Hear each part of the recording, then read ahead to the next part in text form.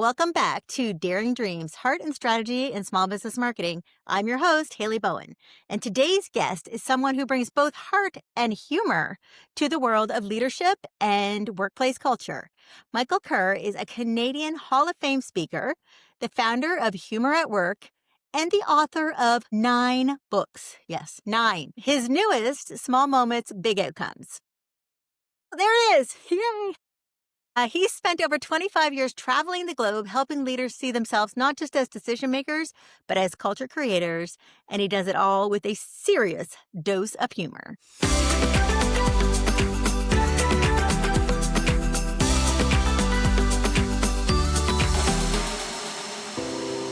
So in this episode, we are going to dive into how to lead culture with intention, even if your team is small, the power of humor in business. And of course, we need to pick Michael's brain on how the heck he became such a famous speaker around the world. So welcome, Michael. Thank you, Hayley. It's fabulous to be here. It's so great to have you. I'm going to put some high expectations on you because when I got my intro to you, You have to lower the expectations, Hayley, so I can just kind of step over them. Easily. No, that's not happening. So I expect to at least laugh one time. That's my, and I've already done it. So I think you've already met There you them. go. There you go. Check. We can check that off. No more laughter. We're done. Excellent. This is a very serious podcast today. Very serious.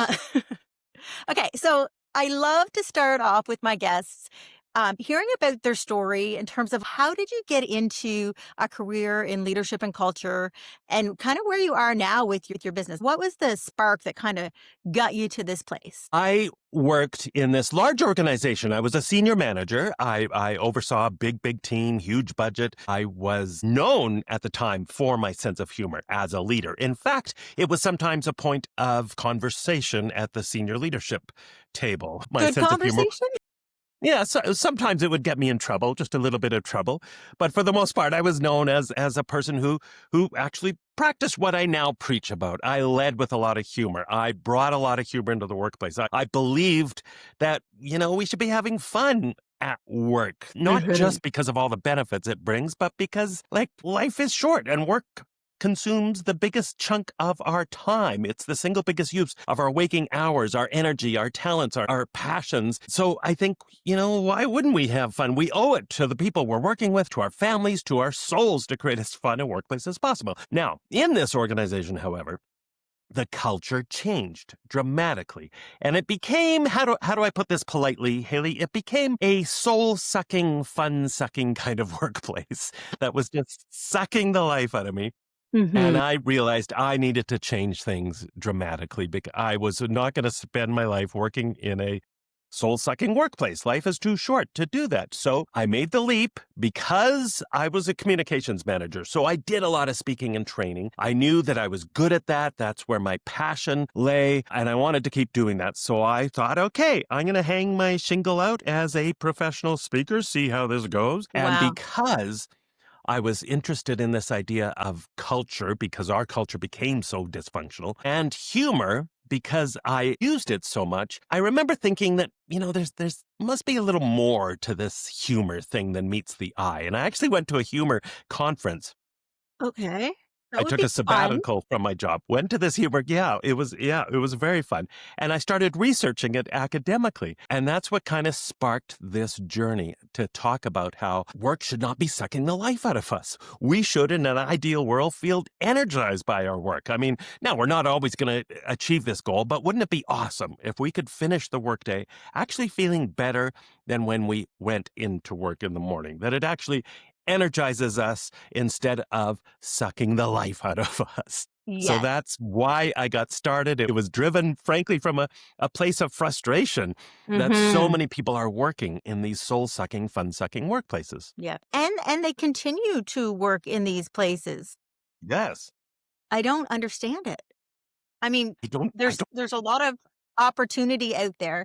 And I guess I'm a person who I'm like, if you don't love it, you gotta change it. That's just my personality, but it's hard to do. And it takes a lot of bravery to take a step like that, especially like especially for you, like if you were in a senior leadership role, to go to that, to being like, okay, I'm going to build my speaking career. I'm going to be a speaker now, right?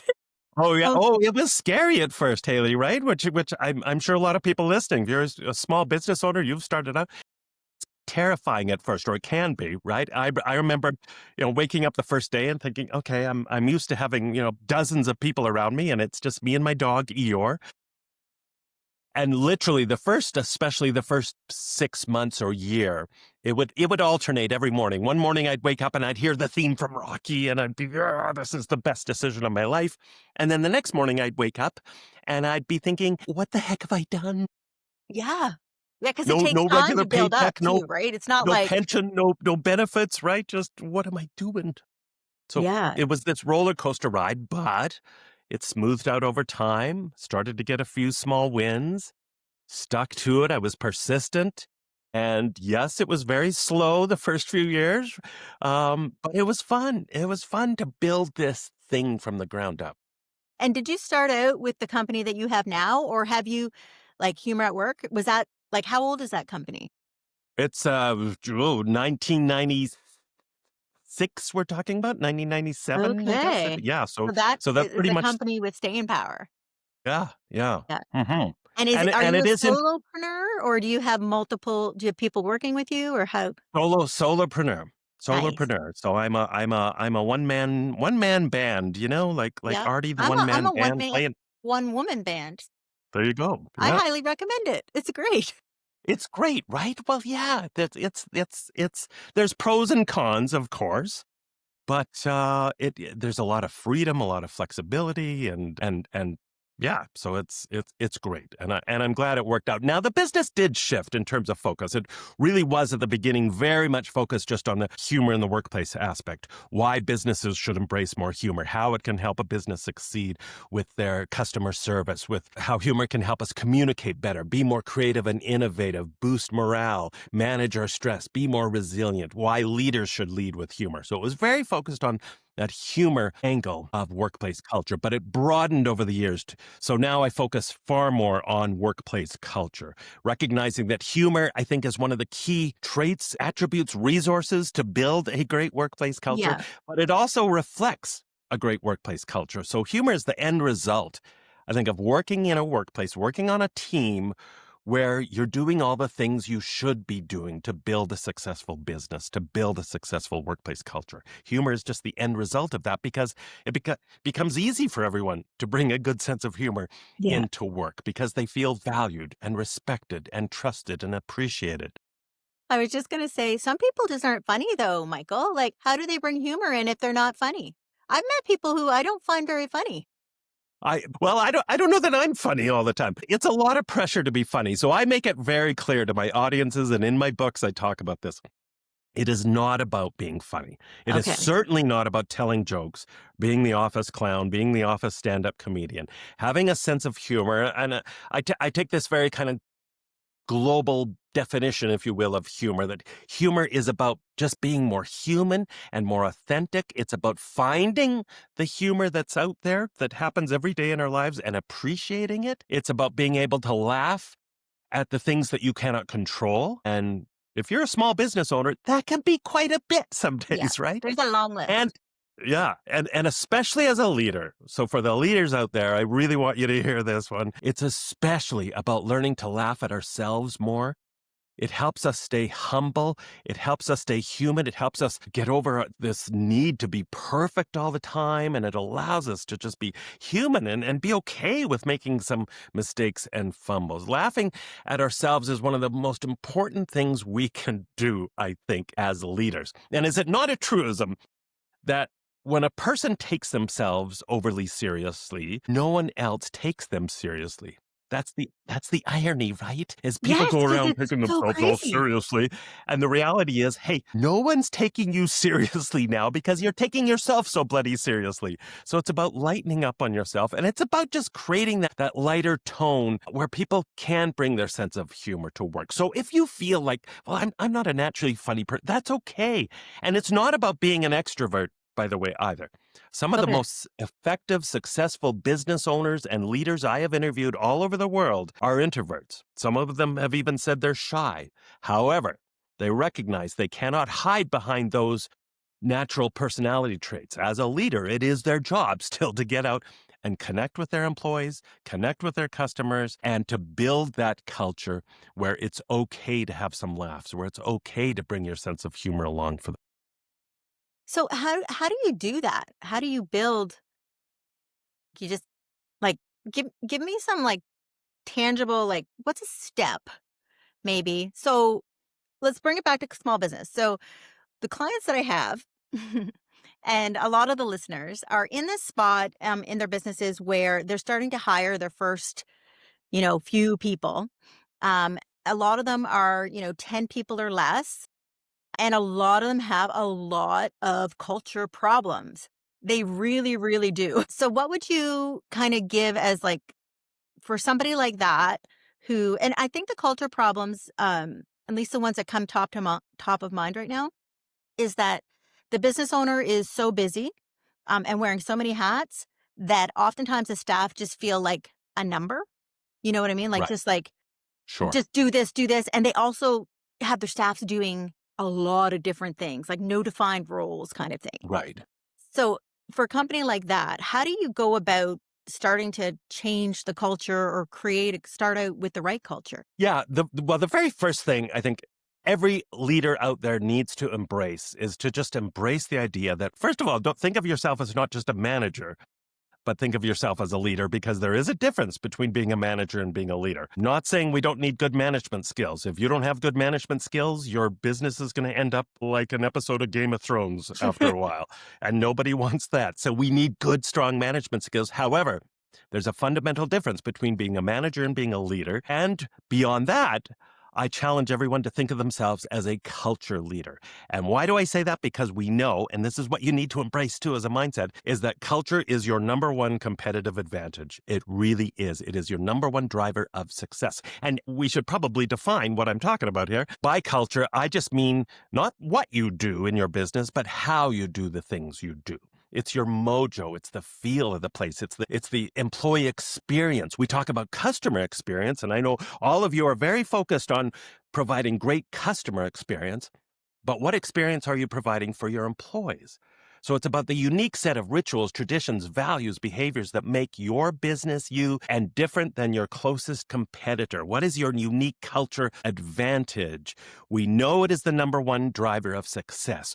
We know it becomes easier to hire better people that are a better fit for your business if you focus on your culture. You will keep people longer, you will keep people happier and more engaged and more motivated, and it will drive better customer experience. So you need to be relentlessly intentional about thinking about your culture, which means as you think about business decisions in your business, and by the way, this applies to small businesses as much as big businesses, right, Hayley? You talked about you could have a team of just 5 people. Well, you still have a culture.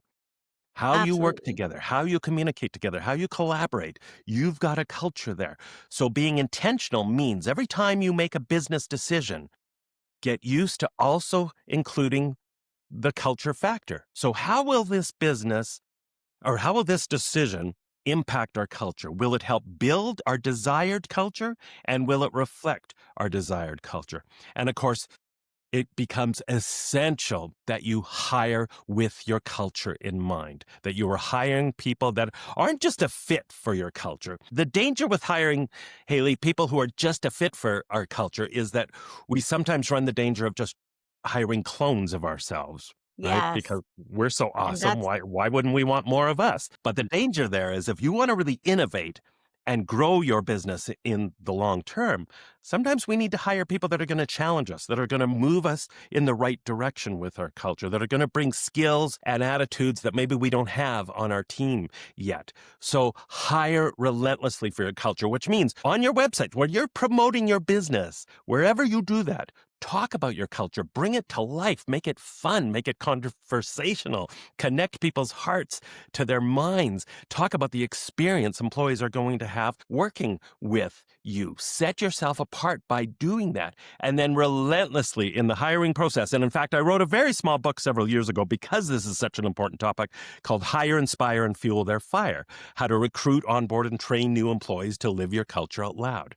Oh, So okay.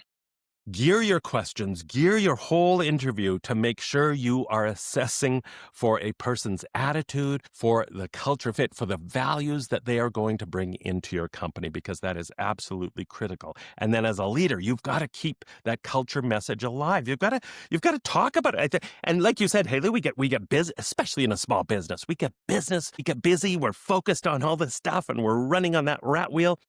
And sometimes we forget the importance of taking a little time out and understanding the importance of talking about our culture with our employees, being intentional about that, talking about it in our meetings, making sure your values actually mean something and they're not just words or phrases on a wall, that they actually mean something to your employees. So you're translating what your culture values are. You're turning them into stories and examples to bring them to life. And when you do that, amazing transformations can happen in a business.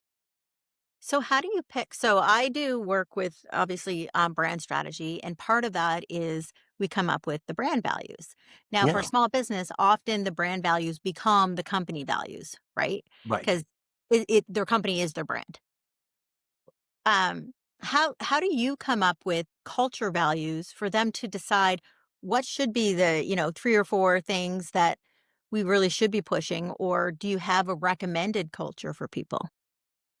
I don't have a recommended culture for people because everybody's different. Everybody wants to emphasize different things, and there's different types of businesses, different styles of businesses.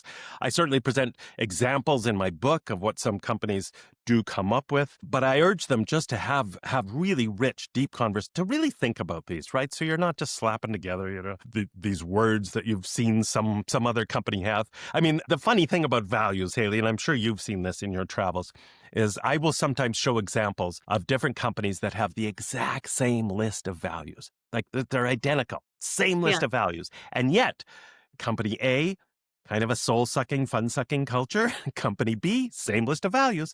And yet they're winning all those best places to work awards. They're rocking it with their employee retention rates and successful customer experience and all that stuff. They're absolutely rocking it. So what's the difference? They have the same list of values, but it's Somebody's those using old them. cliche sayings: actions speak louder than words and talk is cheap. So it's the company that translates and actually lives those values out loud, of course, and holds employees accountable and celebrates employees for living those values out loud that will be successful. So I think companies, leaders, and ideally, especially if you're a small business owner, one of the many advantages of being a small business owner is you can be more flexible, you can change faster than a big company, you can adapt on the fly, and you can involve your whole team a lot easier. So my best advice is to have this conversation with everybody on your team. Get their ideas. Talk about what they're passionate about. Talk about just, hey, what kind of workplace do you want to work in? Like, what matters to you? You don't even have to use the word values at first. Just start talking to them and have this conversation. Take the time to do this. How do you want to feel at the end of the workplace? What's important to you in terms of how you relate to one another on your team? And these different words, these different phrases will come out. Now, what I do recommend, though, is to make sure they're fun. Like, make them fun, make them meaningful. They're of no use if nobody knows what they mean. I interviewed this president of a company in San Diego years ago, and now, well, they've always been a successful company. They win those best places to work in San Diego awards year after year. But the president was telling me this hilarious story. He went out to lunch with his senior management team, and just on a whim, he said, "Hey, I'm going to buy lunch to whoever can name our company values." This was the senior management team, and nobody could name their core values. So they're all Well, I've been laughing and in like, many companies where I couldn't name them. yeah, right? Yeah. Yeah. So they're sitting there, they're laughing and going, "Oh my goodness, if we don't know these values, why on earth should we expect our employees to know them? Why do we even have them?" So they decided, and I love this, they decided to start over. Let's clean the slate. And they came up with one umbrella, what I would call an umbrella value. And I like the concept of umbrella values, this idea of what is your one overarching value that is more important than all of your values. This is the priority. This is what you want to be known as. This is the core of your identity. And they decided that they were going to be the world's first 100% jerk-free workplace, which is awesome, right? Because Yeah. how could you not be a little more successful if, you're Oh free my of jerks? gosh. That's awesome. That's Yeah. funny. Yeah. Now, what they did though is they didn't just say, "Okay, we're going to be 100% jerk-free workplace." They brought that value to life. They told story after story, example after example of what it actually means to be a jerk. So they translated it. As leaders, we have to be interpreters of what our values, what our principles are. We need to model those values out loud and again, hold employees and in their case, customers, hold them out to account as well. So they made it very clear, hey, we're not going to work with customers that are jerks either. It's too stressful. It's too costly to our culture. So that's going to be a line in the sand for us. But they translated what those values mean. They have signs everywhere that promote it. They promote it in all sorts of ways. They have a ritual they do every Wednesday afternoon where they have kind of a values moment to talk about their values and what it means and celebrate somebody who lived their value out loud. It's just a short little, I think it's a 15-minute meeting, Yeah. but they bring it to life. And that's the key. Wow. I love that. And that is, I see the parallel between brand and culture, and really your brand becomes your culture too, right? Right, right. But the whole idea of living it, it's the same as a brand, right? If you don't live it, if it doesn't change your behaviors as a brand, the way you speak, who you speak to, all of that, then you just have a piece of paper, which is Yeah. useless, It's right? just words on the wall. That's it. Yeah, exactly. Some beautiful mural. It's a Yeah, beautiful the mural. poster with the puppies and the rainbows and the unicorns and yeah. Yeah, And you get your team exactly. together and you sing "We Are the World."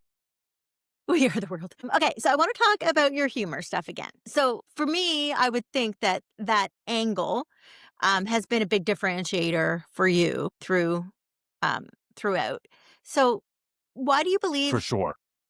it's such an essential part of the culture? We kind of talked about it, but is it humor or is it authenticity? Well, it's both. It's both. And there are studies that suggest that we actually trust people more who demonstrate a healthy, positive sense of humor. And I think the reason for that is tied to authenticity. I'm sure we've all experienced those moments where somebody's acting so serious in a meeting or they're doing a business presentation even and they don't even seem like themselves. They're putting on the business person persona. Yeah. And then they screw up, right? And all of a sudden they laugh, their whole body language changes. And then it's And like, then oh, everybody in the there, audience also changes, right? totally, right? Right. And everyone's going, oh, there's the real human lurking behind that serious facade. So humor helps us be more authentic. And the reason I think this is one of the keystone values, one of the keystone drivers of success is that it truly is thought to be or one of at least our most human characteristic of all. So it helps just humanize our workplaces. It, as I said, keeps us more humble, more authentic, more real. It creates that environment where we feel we can Mhm. breathe, right? We're not walking on eggshells. We don't have to Yeah. parse every word we say. We can be comfortable in our own skin. We can speak up. We feel comfortable speaking up in meetings and having richer conversations because we don't Yes. have to be. So humor it allows this kind of grace in our lives, right? It allows us to just be our real, sometimes very flawed humans. But the benefits of humor, as I mentioned earlier, are so multifaceted. So it helps us in so many different ways. And as a leader, one of the most powerful things I think it does too is it makes you more approachable. It sends the message that you don't bite. If you convey the sense that you can laugh at yourselves, that you can be the first person to laugh at yourself, that you're okay having a little bit of fun on the job, as long as people are getting their work done, of course that matters. But you can laugh while you're working. And in fact, we have so much research that shows people are actually more productive when they bring their sense of humor along for the ride and are allowed a little laughter. Then you're more approachable. And that is so important as a leader. We know from a whack of research, there's this thing called organizational silence, where our employees are fearful to speak up to the boss for all sorts of reasons, because we haven't built that trust. We haven't built that environment conducive to good conversation. So employees won't raise their hand and ask you challenging questions. They won't speak up when they see a serious safety issue or a customer service issue because they're scared, because they've seen from past experience that it doesn't always go well when they speak up and tell the truth in a meeting.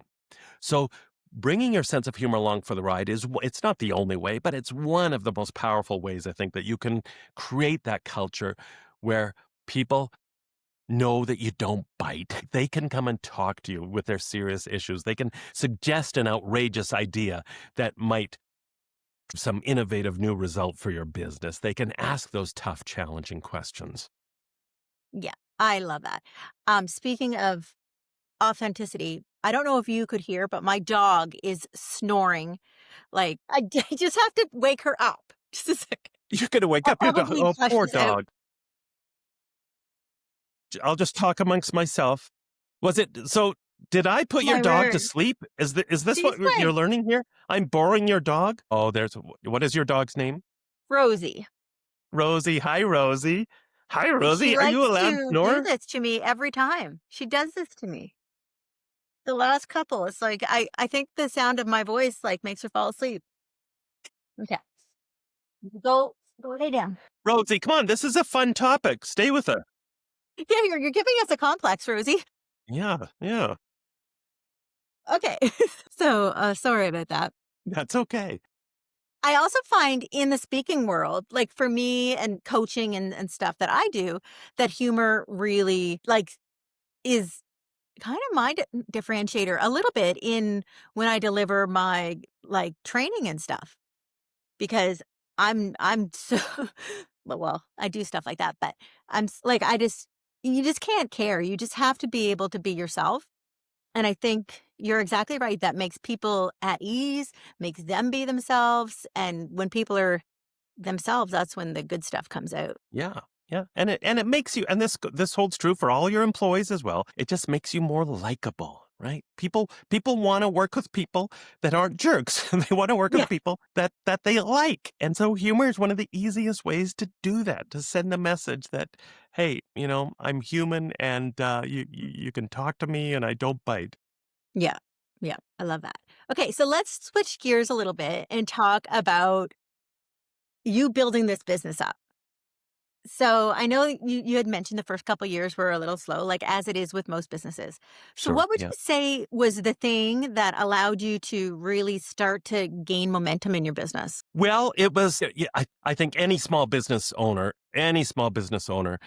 has to, I mean, the word we all probably hear all the time is just that need to be relentlessly persistent, right? It was Mhm. persistent. So just sticking in there, doing the work you need to do that sometimes you don't always enjoy doing, but you've got to do it to drive results. I know now in my case, in terms as a differentiator as a speaker, and you mentioned it, for sure it was my humor. And I think for any business, just while I'm on that point, right? If you want to differentiate yourself from your nearest competitor with your customer experience, you've got to do, I think in my mind, to really simplify things, you got to do one of two things. You have to either go the extra inch beyond what they're doing. So you've got to do something more than what your competitor is doing, or you've got to do something different. So I was definitely focused probably more on the do something different aspect. So I put myself out there in my talks. I had all sorts of props and that wasn't normal back at the time. And part of it was just not even knowing any better, right? So I didn't have to unlearn stuff. So I had all, huge, which I still have in my talks, a big 6-foot table of all these crazy props I would use, hats I would put on. I would mess up my hair. I would just all this crazy stuff. So I weaved in a lot of humor, while still delivering a very relevant message, right? Humor is just the vehicle to deliver a message in our businesses. And so that was my approach. So that helped me gain word of mouth traction.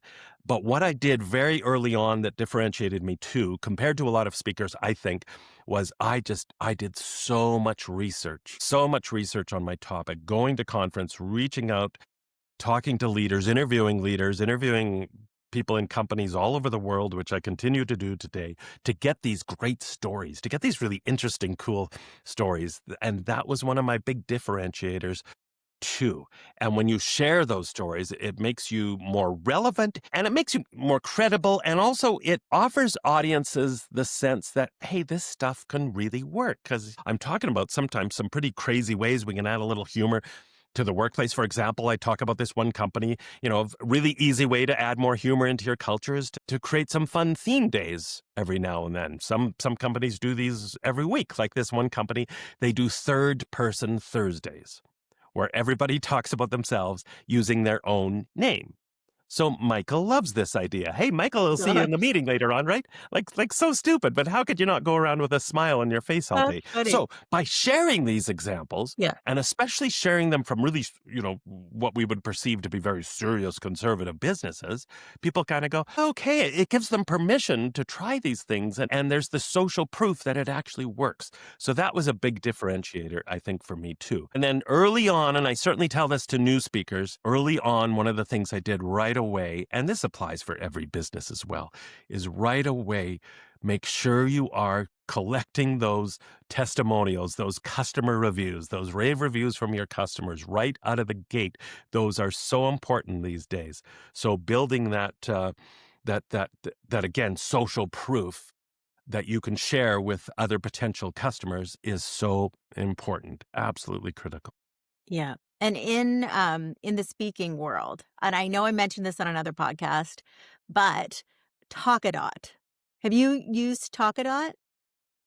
I know of Talkadot. I actually don't use it in my talks, Okay. but I I do. have But I been do using get it, and it's like building my email list so right. that I can then go back out and reach people again, right? Yeah, yeah, So it's yeah. Well, so helpful. and that's another great point. One of the things I did early on that I started this in 2002 is I do a weekly newsletter called Inspiring Workplaces. I do it every week, every Wednesday morning it comes out. And that has been one of the most effective things I've done for a couple of reasons. One as a touch point to stay in touch with people that have seen me speak, see me in one of my training workshops, but also the other thing that I realized, and this is the reason I actually started it, wasn't even so much for marketing. I started this as a self-discipline tool to force myself to keep reading, to keep researching, to keep growing my expertise because I have to find new material every week, right, to write about. So it keeps me fresh, it keeps me energized, and keeps me finding new things to talk about.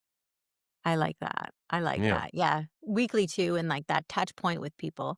So right. do you get a Yeah. lot of recurring repeat gigs?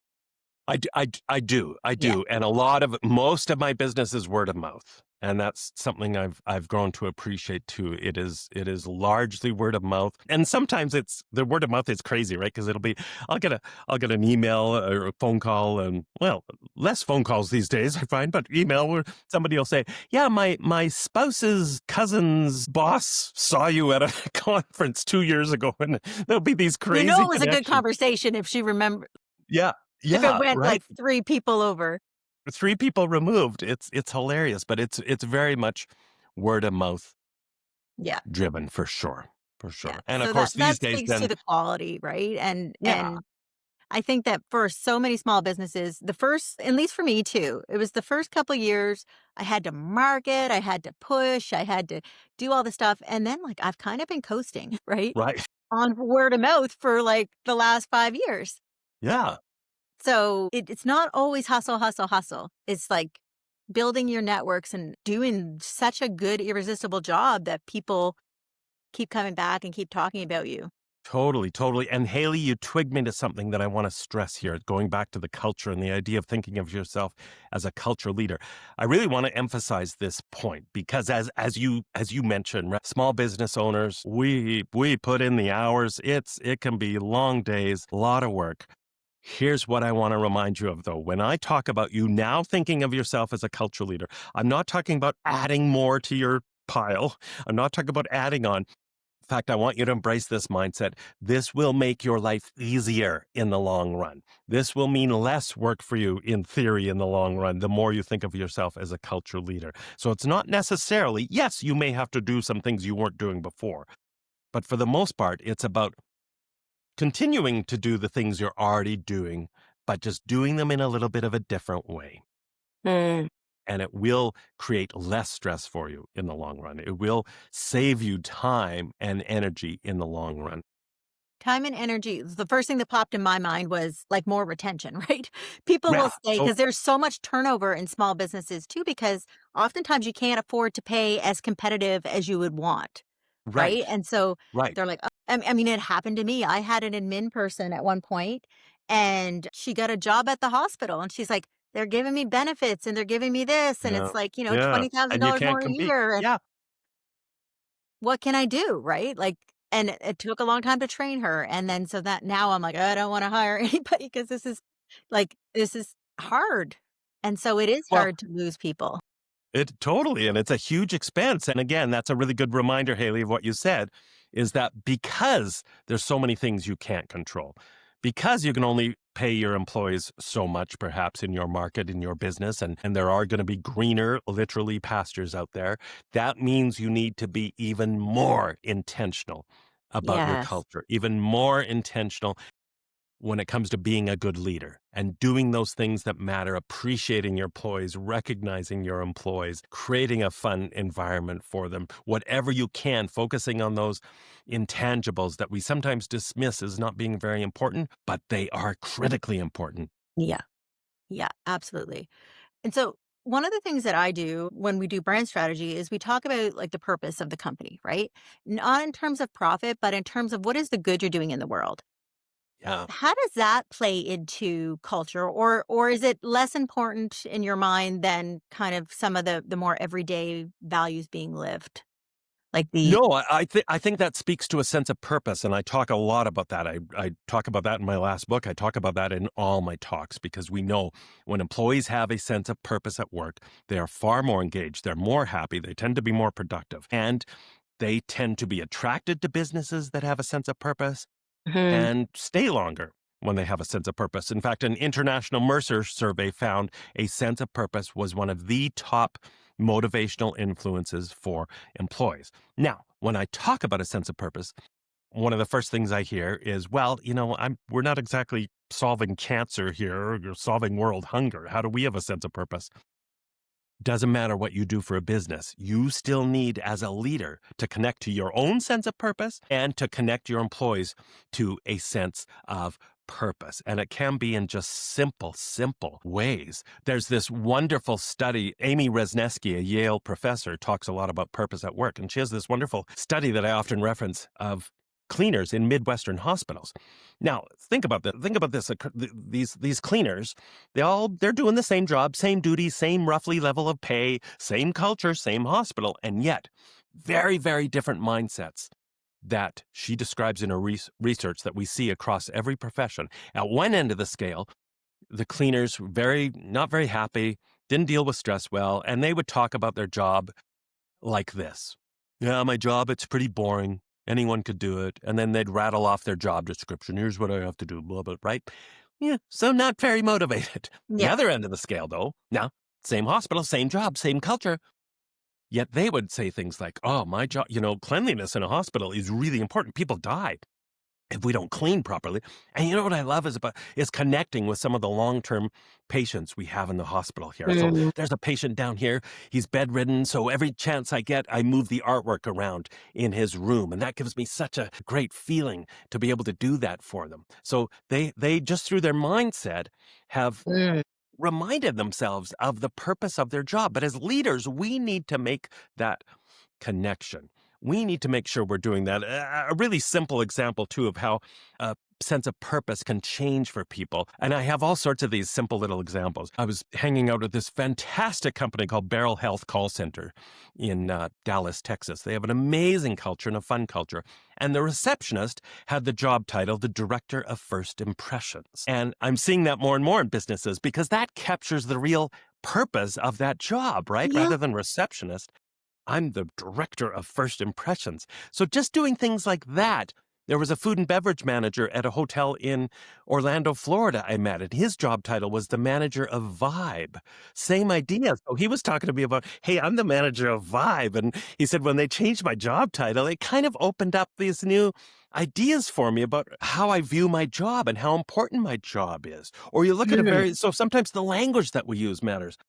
Very simple example, Pike's Place Fish Market that we've probably most of us have heard about. They became world famous for adding more fun into their fish market. And one simple little language shift that they did. Hey, instead of providing good customer service, we're going to challenge our employees to make everyone's day. And isn't that a more interesting sense of purpose, a more fun sense of purpose to what can Yes. I do to make this person's day in a non-Clint Eastwood-like manner? What would that look like?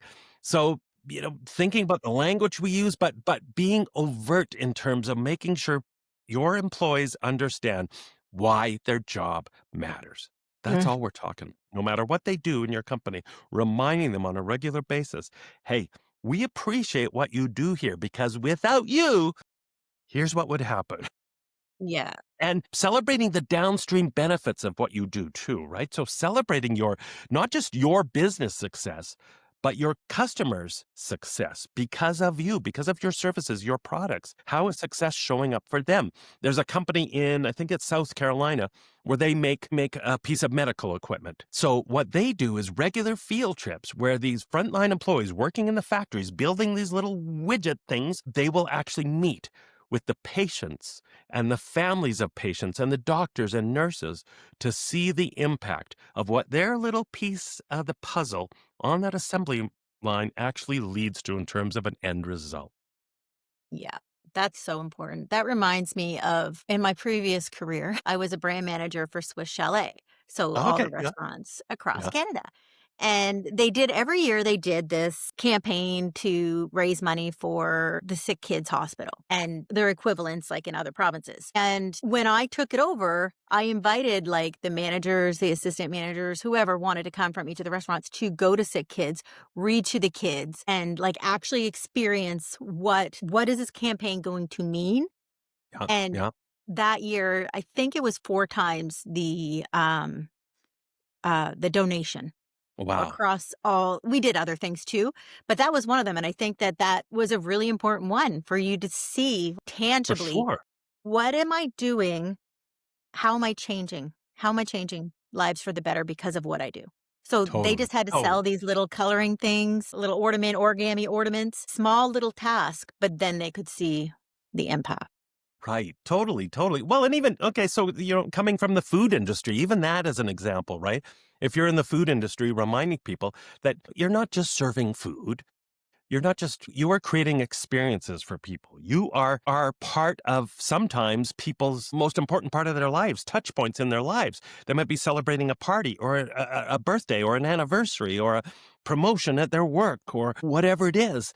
You are part of that. You are creating this experience and they are coming to your restaurant because of that thing that's going on in their lives. And that's kind of cool when you look at it through that lens. Yeah. And that would force you as a server or anybody in the restaurant to try to make that more special for them, Right. right? Totally.